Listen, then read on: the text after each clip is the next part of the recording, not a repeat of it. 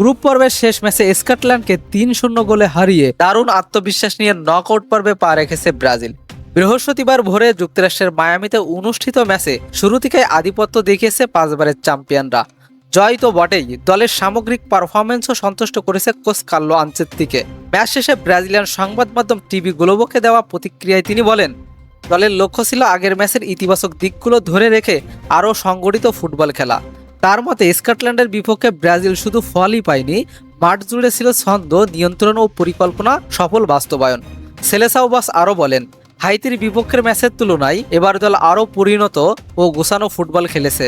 আক্রমণ গঠন থেকে শুরু করে বলের দখল ধরে রাখা সব ক্ষেত্রেই খেলোয়াড়রা নিজেদের দায়িত্ব যথাযথভাবে পালন করেছেন। ফলে এই জয় তিনি দলের জন্য একটি গুরুত্বপূর্ণ বার্তা হিসেবে দেখছেন।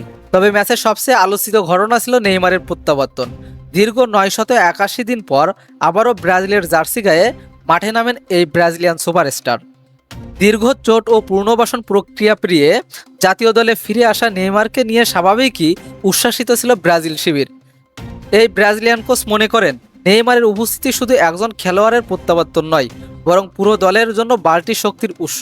তার মতে ব্রাজিলের আক্রমণ ভাগ আরও বৈচিত্র্যময় ও কার্যকর হয়ে উঠতে পারে নেইমারকে ঘিরে, বরং পুরো দলের জন্য বাড়তি শক্তির উৎস।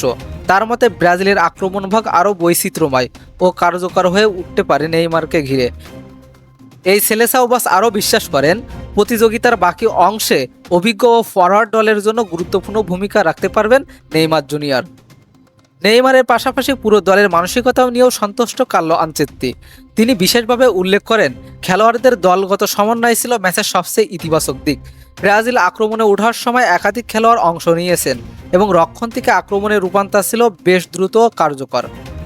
স্কটল্যান্ডকে হারিয়ে গ্রুপের শীর্ষস্থান নিশ্চিত করেছে ব্রাজিল।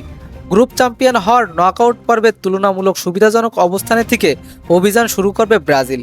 নেইমারের প্রত্যাবর্তন, আক্রমণ ভাগের ধার এবং দলের ক্রমবর্ধমান আত্মবিশ্বাস সব মিলিয়ে শিরোপার লড়াইয়ে এখন আরও শক্তিশালী প্রতিপক্ষ হিসেবে নিজেদের প্রতিষ্ঠিত করছে সেলেসাওরা।